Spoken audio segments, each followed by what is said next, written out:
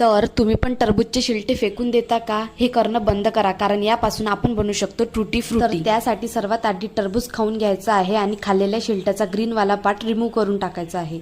नंतर त्या शिलट्याचे बारीक बारीक तुकडे करायचे आहे आणि ते उकळायला टाकायचे आहे. गाईज, भूक लागली. केळ खाऊन आता बॅक टू वर्क. आणि हे तुकडे ट्रान्सपरंट होईपर्यंत उकडायचे आहे.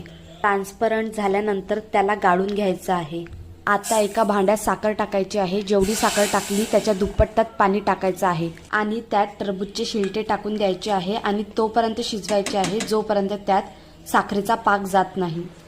नंतर त्याला प्लेटमध्ये काढून आपल्या आवडीचा खायचा कलर त्यात मिक्स करायचा आहे आणि त्याला 2 ते 3 तासासाठी ठेवायचं आहे.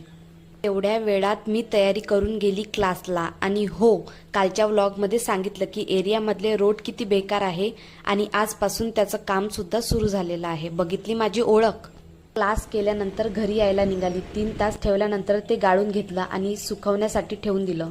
आता याचा रिझल्ट बघूया उद्या.